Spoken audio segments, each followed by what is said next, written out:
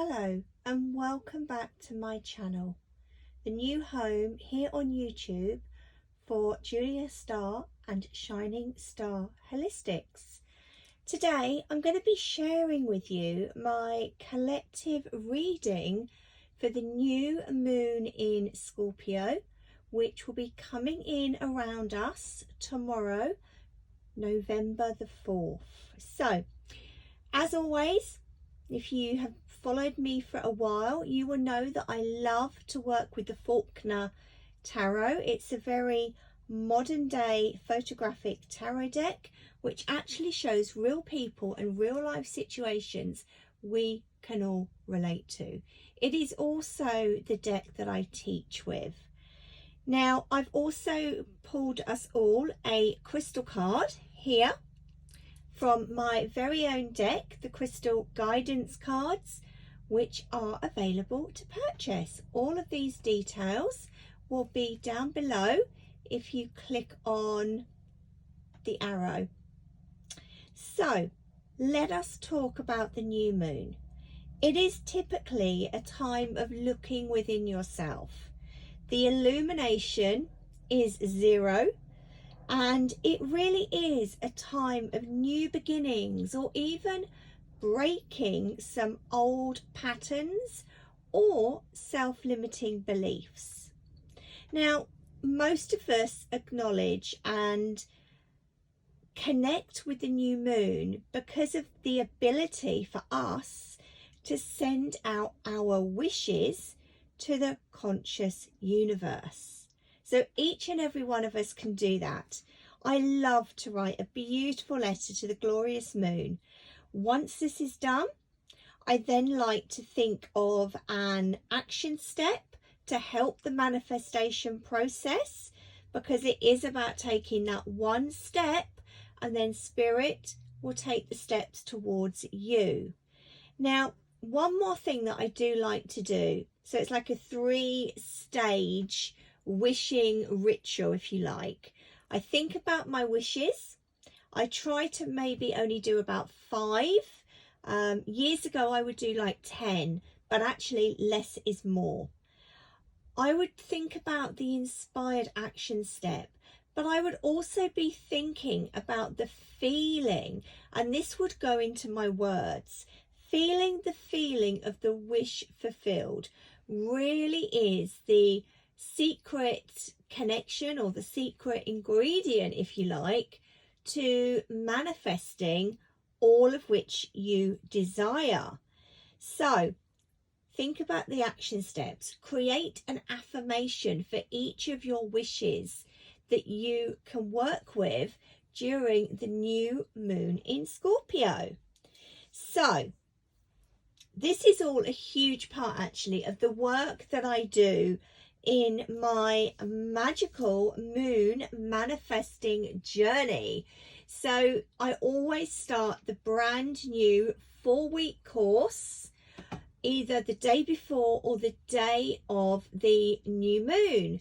So I'm going to be starting this evening, but if you're not watching this video until November the 4th, not a problem. If you would like to work more with the moon phases and learn to live consciously with the moon, then please get in touch. You can contact me via the website, and again, all the details will be down below. So let's get started. This particular new moon is going to be falling in intense Scorpio. So be prepared to be open intuitively in order for you to be able to go deeper. This would be a really good time to connect in with your subconscious, and also to allow space, because we have to want change to happen. And it is going to be a time of huge transformation can occur within your world, but you need to be open to this. All right, so let's move on and have a look and see what beautiful energies the tarot wishes to share with us for the next moon cycle. So card number 1, the question is this: What hurts within our lives do we need to release that still sting? Remember, if you know a Scorpion, sun sign or rising sign or moon sign, they have a bit of a sting in their tail sometimes. So what do we still need to release? Let's have a look. Here we go. The Seven of Swords. So, oh my word, this is the card that you never really want to see within a reading, because it can talk about white lies, it can talk about deceit. So any situation where perhaps you feel another person wasn't honest with you, or it could work in the reverse. Is there something that's happened that maybe you were to blame, but you're still holding on to that energy? When we hold on to these negative energies and we don't do anything with it, we don't learn the lesson, we almost find ourselves on that roundabout going round and round and round. So yeah, this also can talk about people wanting to live life on their own terms. Our lady, you can see, she's not afraid to walk under that ladder. Now, it's not something I would do. I'm quite superstitious. So I really feel, in terms of the question, what do we need to release? It has to be any situation where there wasn't honesty. Maybe we're still feeling upset and holding on to a grudge. So you may need to think about this for a while. But we're going to move on and have a look at card number 2, which is, how can this new moon energy help us to gain that sense of inner peace and release these situations? How can we move forwards? Wow. Move it back a bit. There you go. Justice. Perfect card, isn't it? So for those of you that know and understand tarot, you will immediately know what I'm talking about with this card. This is the card of balance and of harmony, but it is also the card that talks about we need to have open and honest communication. Truth will always win the day.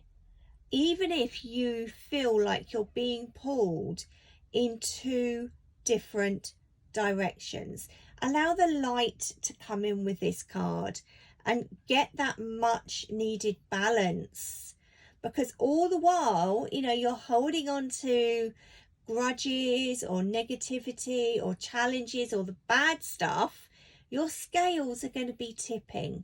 We don't want that to happen. We want the duality. We want the balance and the harmony. Okay, so I think that's a really nice energy to hopefully help us to move forwards and to release that sting. And if you need to have a truthful conversation with somebody, then do it. If you can't get hold of this person for many reasons, write it down. When you put pen to paper, it can be incredibly powerful in releasing or even collecting your thoughts for journaling, which is completely different. But if you feel that you need to release stuff, write it down. Even if you're the one to blame and you're writing your own stuff down or that of another person's, write it down and burn it. Do the ritual.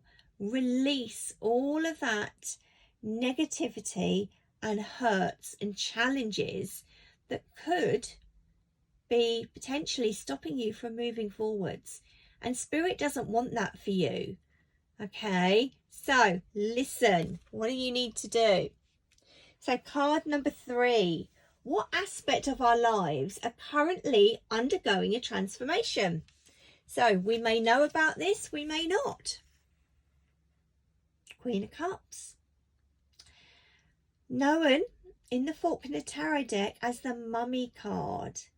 This is the mum that has it all. She's great in the home, baking, looking after the children, keeping a tidy home, etc., etc. And very much linked, cups is linked to the element of water, and Scorpio is a water sign. So perfect energy. So thank you, Spirit. But I do feel with this particular card, the Queen of Cups, oh, I think you're going to know what's being highlighted. Spirit are really making me aware of the highlights in her hair. So yeah, there's been stuff that's been put on the back burner for way too long.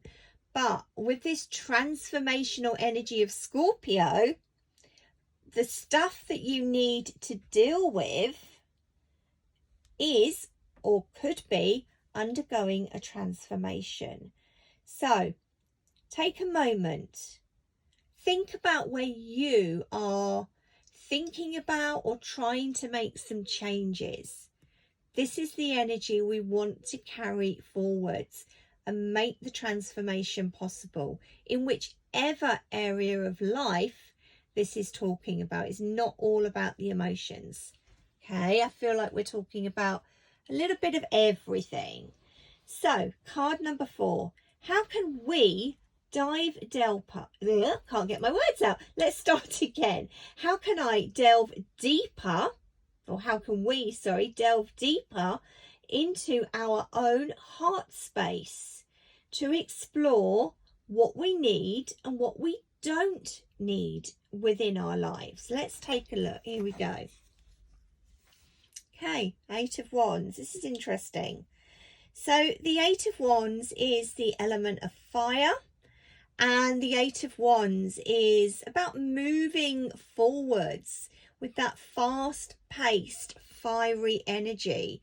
It's about reaching out, maybe having conversations with friends, family members, colleagues, or even somebody in a professional capacity that is actually willing to listen and to support you on your journey moving forward. So I do feel that communication is also going to help here.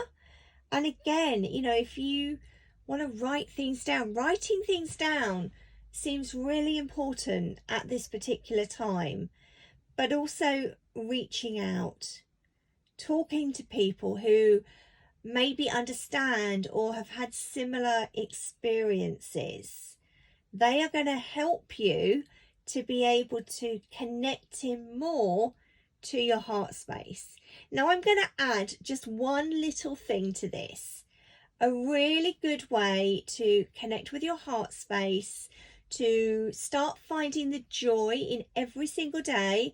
So many of us have had a hard time lately. COVID hasn't been pleasant. We've had times where we've been stuck indoors or we've been furloughed. It's been a challenging 18 months or so. So one of the things that I do every single day, I write down in my journal 3 things that I'm grateful for. And I also try and find the joy in every single day.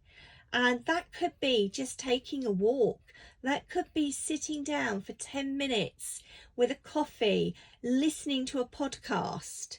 Doing things that you enjoy is also really significant, I feel, to connect to your heart space.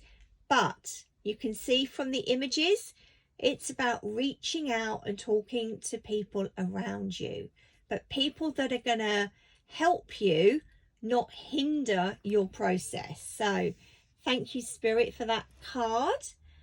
Final card. So what intentions should we be setting during this new moon that are going to really assist us in birthing new ideas and helping us to create a sense of more abundance within our lives? So we all want a bit more of that, don't we? Let's have a look. Okay, the High Priestess. So this is our second card within the Major Arcana. When the Major Arcana cards show up within any reading, they're talking about the big stuff, the life lessons, the challenges. Okay, So we know that with Justice and then with the High Priestess here, these two energies are really significant.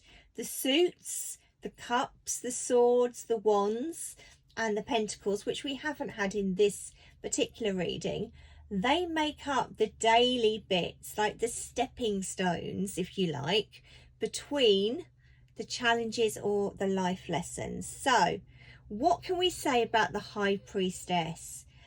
Wow, so spiritual. This is about intuition.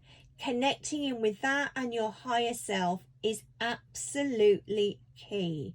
But I want to say we need to still our minds as well, because if we're so busy running around, we're not going to be able to hear what our intuition or our higher self has to say. So we need to be still, we need to be open, we need to be tuning in, okay? Follow the signs. So if Spirit is sending you signs, then delve deeper. What are they meaning? Are you getting the same sign?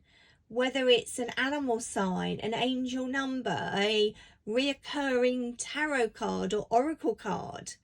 What is that telling you? Okay.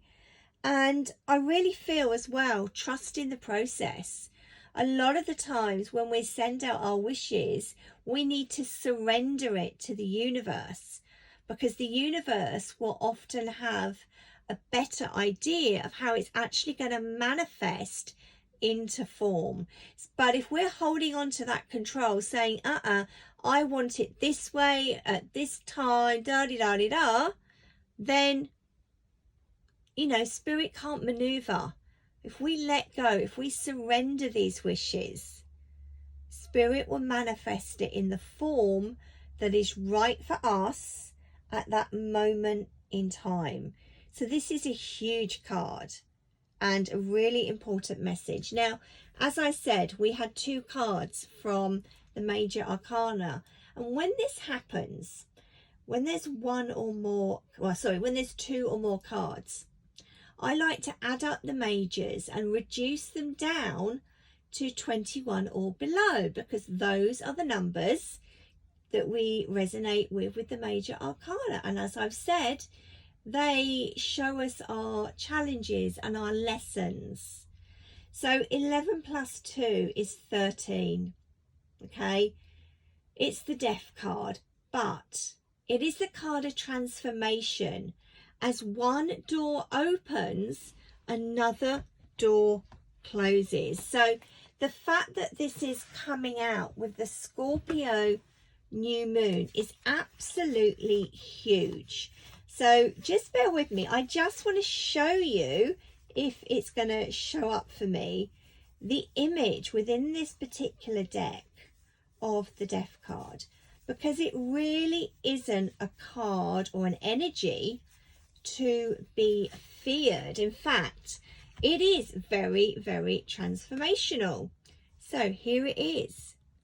There is nothing scary about that card, unless you don't like dark rooms. Okay, we have to go on the journey. So as one door closes, you can't move on with, let's say, a relationship, wanting a new relationship, if you're holding on to the past. You've got to close the doors. So that is simply what Spirit is trying to say.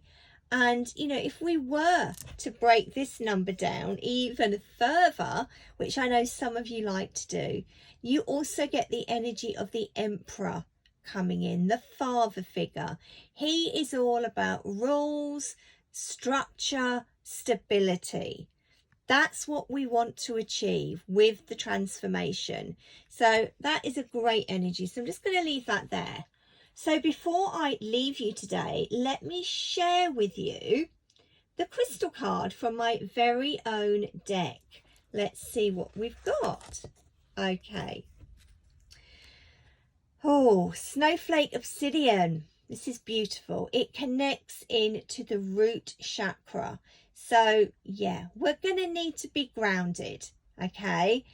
The energy of the Scorpion is about digging deep. It's going to be intense, and you know, emotions may be heightened as well, and you might not know what other people around you are actually going through. They might not understand the concept of the new moon, and this is a super new moon, okay, meaning that the moon is going to be at its closest position to Earth, and it's the new moon, so we're not really going to see it. We're going to feel the energy.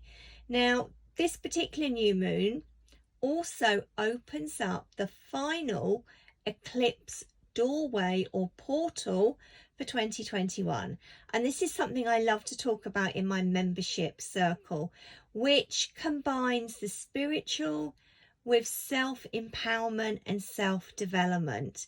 So if anybody watching this is thinking of joining a membership circle, I have a private group on Facebook where the circle is, and it's a beautiful community of like-minded souls. Okay, again, you can find all of the information on the website. The link is below, shiningstarholistics.com. So let's get back to Snowflake Obsidian. Snowflake Obsidian is asking you to be more receptive and open-minded with a particular situation that's causing you concern. You are being asked to value and acknowledge any mistakes you may have made, as well as all of your successes in life. Know that the challenging times will soon be ending, and that you have evolved and grown as a person. And isn't it interesting, when you look at Snowflake Obsidian, it's the black and the grey, okay? And you may not have noticed my wrist. Let me just show you.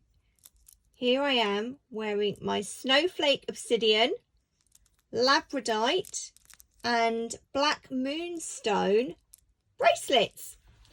So intuitively guided to wear them for the last couple of days.